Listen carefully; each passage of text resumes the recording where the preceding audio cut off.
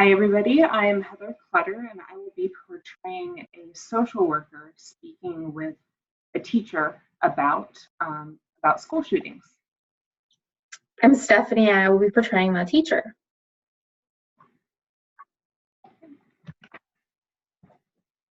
So, to give a little bit of background, the teacher is a 26-year teaching veteran. She had been in the middle of a math lesson when she heard gunshots and ran toward the noise. She's been experiencing frequent flashbacks, anxiety, depression, guilt, and the main reason that she has come to the social worker today is because there are a number of physical symptoms that she would like some answers for. So, hi Maria, welcome. I understand you're having a lot of physical symptoms since the events a couple weeks ago. I have. I'm not sleeping. Little noises terrify me. I have a hard time focusing.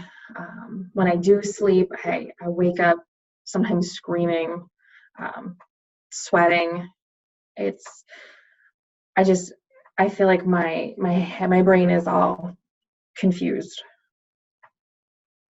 Well, I want you to know that it's understandable.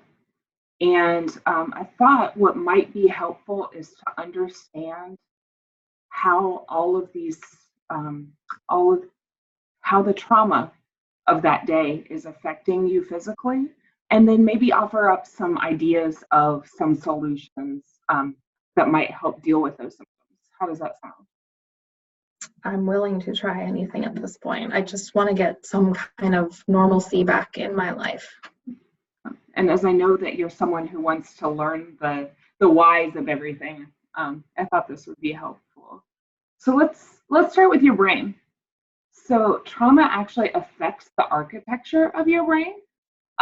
It can actually cause your prefrontal cortex to shrink a little bit. Also, the corpus callosum and the hippocampus, they all shrink a little bit. It makes your amygdala, which is in charge of your fight or flight response, it actually makes that grow some. So have you been feeling super on edge and like your body is just tensed and ready to either run or fight? Yes. That's actually normal. So some things that you can do about that. We've talked before about some safe and stable relationships in your life. So continuing to use those and to build on those is awesome. And also make sure to take time to walk in nature. Nature can actually help your brain go back the way it was. Touch can be really helpful too, but with touch, make sure that you're in control of that. And if you want to be touched, that's great. And if you don't, I encourage you to be willing to say no, make your boundaries clear. And exercise can also help in this area. Continuing kind of on the brain, your neural pathways actually get rewired by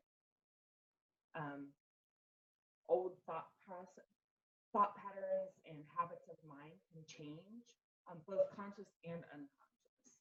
So have you been forgetting things lately or thinking about things in ways that you didn't before?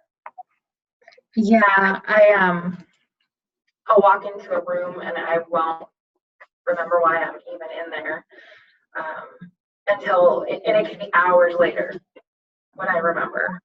Or, like lesson planning. Did I already teach this concept? Right. So we talked about getting you referred to a neurofeedback practitioner. That's a type of therapy that gives immediate feedback by actually taking a look at your brainwaves as you're working with the therapist. So we'll definitely make sure and get that referral in. Have you tried any meditation, mindful actions, positive self-talk, things like that? mindfulness meditation. Like I can't get to a calm state right now. Okay. Well, that's something that we can definitely work on together if you're willing to approach maybe some different ways of doing that than you have in the past. Let's talk a little bit about the brain waves themselves. So when trauma happens, it can actually create um, a firing, if you will, of the wrong type of brainwaves to a wrong part of the brain, which can lead to the anxious feelings that you've been experiencing, the inability to concentrate, and actually it can even lead to seizures. So that neurofeedback therapy that we were talking about helps with that also to retrain your brain again to get back the way it was, and maybe even better than neurotransmitters. You're familiar with those, but dopamine transmitters and receptors can get damaged by trauma. So that when that happens, you can lose motivation, you can lose focus, you can get very, very fatigued. So I don't know if medication is something that you would like to consider, but there are some medications that specifically work on the neurotransmitters, specifically serotonin and dopamine in your brain. And so maybe that's something to consider to maybe regulate, at least temporarily. What do you think? I mean, medication's not my first choice.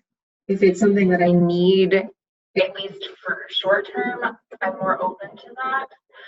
I'd like to try some of the other things first. Sure.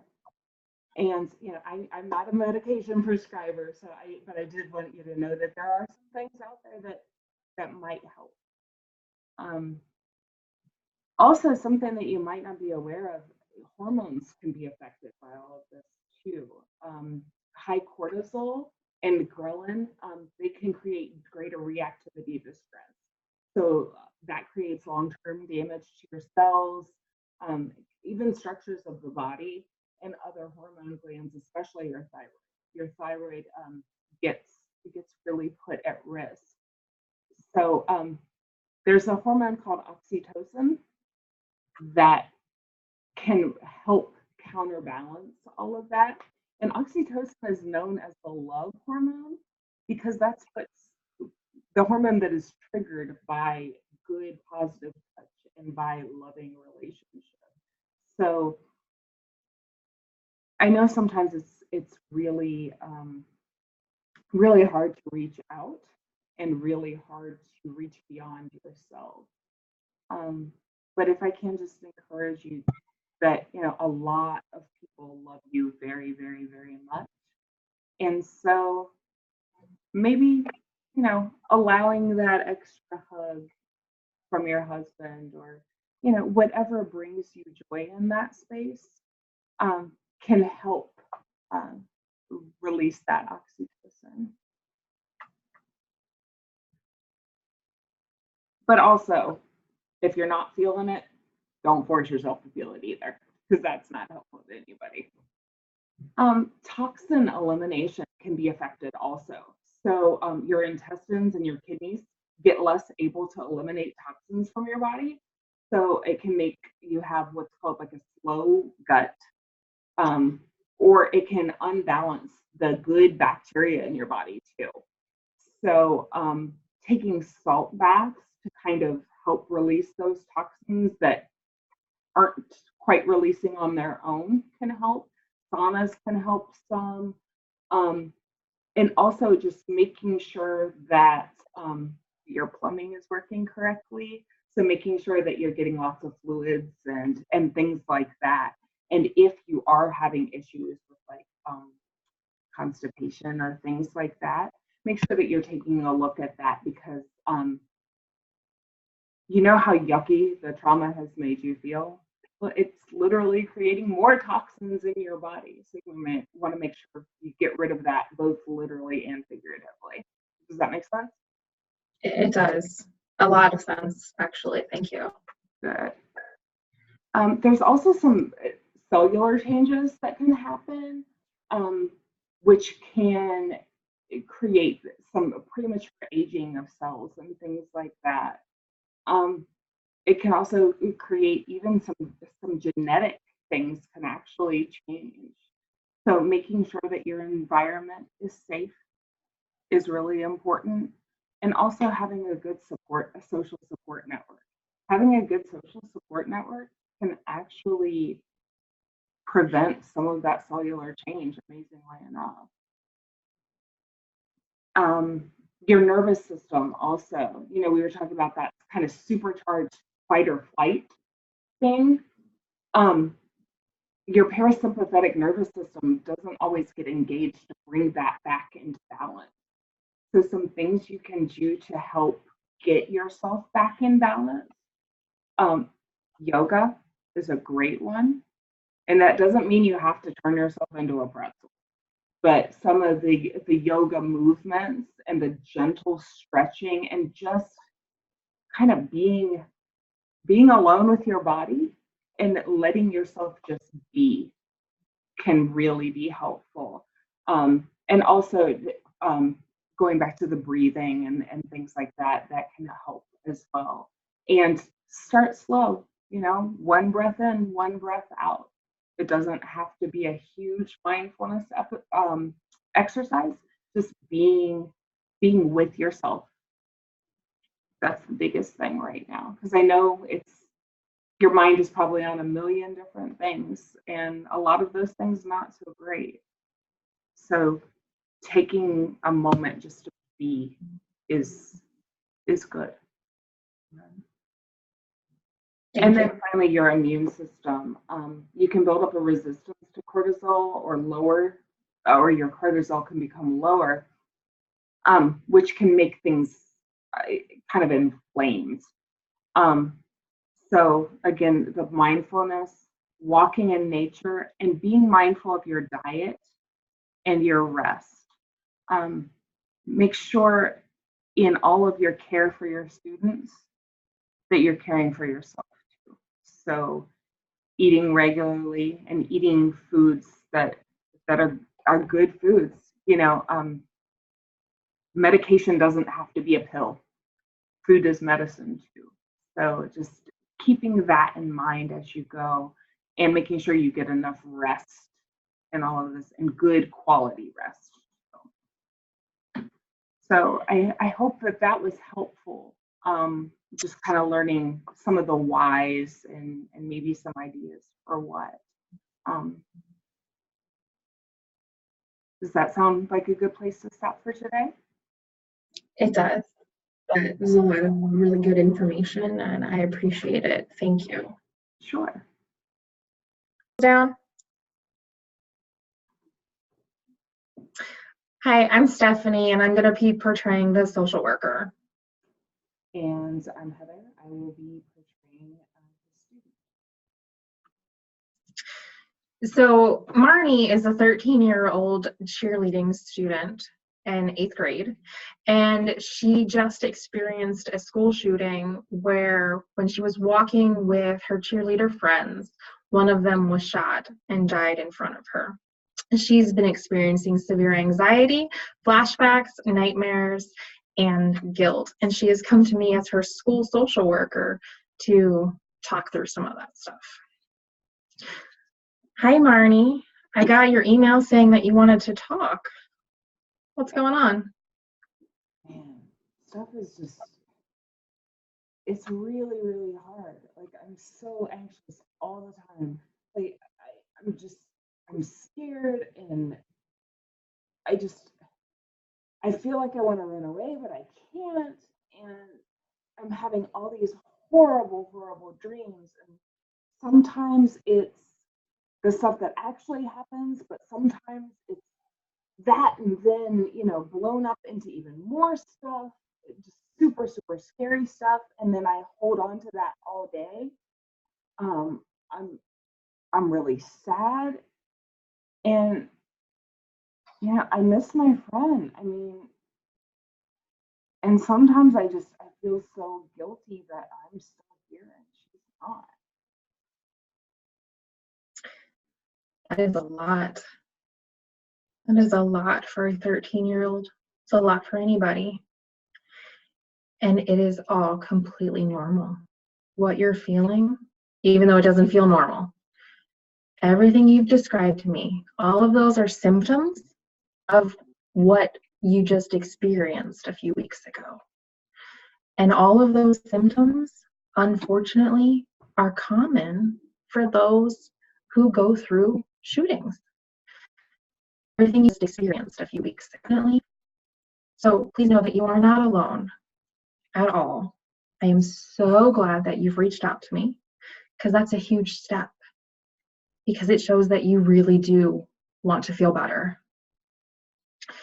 So unfortunately, there's been many school shootings, as you're aware. So there is research on this. And everything you just described are the top symptoms in other students who've experienced going through school shootings as well. You know, and you also have that grief and loss part, because you lost one of your closest friends and you were right next to her when it happened. So one of my suggestions, and I know we put this out to all of the parents as well, is going to a grief and loss counselor, or even joining a grief and loss support group. We're in the process of opening a couple of those up here at school. So if you're interested, we'll find one that fits your schedule, day, evening, whatever works for you, because I know you've got sports. And I don't want to pull you out of those, because those are healthy distractions for what you're feeling right now. You know, so we can get you hooked up with that. Some other things are, instead of going back a few weeks ago in your mind all the time, because I know you're feeling like you're stuck sometimes in that place and you haven't been able to move forward, is being present, being mindful about being in the moment. So one of my favorite skills to teach teenagers is grounding skills. So what do you feel? What do you hear? What do you see? What do you smell? What do you taste? Using your 5 senses. And then there's a 6th sense through DBT, dialectical behavioral therapy, and it's movement. So get up and start moving. I know you're a cheerleader. You like to move. Movement is really, really healthy for your body. Breathing. I know when you have that severe anxiety, it feels like you can't catch your breath, right? Yeah. So one of those basic skills, we take breathing for granted sometimes. So, but breathing in, so inhaling through your nose like you're smelling your favorite scent, holding it for a couple of seconds, and then exhaling, or like blowing out candles with your mouth. Do that a couple of times, and that will automatically calm your body systems and slow them down. That way you can remember where you are and that you are safe. There's lots of coping skills. Again, cheerleading is a great coping skill because it is healthy and it's getting you out with your friends, spending time with your family, talking, just like we're doing right now, is going to be one of those things that helps you probably the most. Does all of that make sense, Marnie? Yeah. Do you think you'd be interested? Yeah, I know. That's common for all of your peers as well as all the staff. So do you think those are some things that you can start implementing even today? Yeah, they sound easy enough, I guess. They do sound easy. You just have to remember in the moment how to do it. No. But how about we meet in a couple of days And we'll create some like index cards with pictures and stuff, so it'll help jog your mind. Okay. That work? Yeah, that sounds good. Great. I'm so glad you reached out to me. Thank you. Thank you. We'll get through this one day at a time.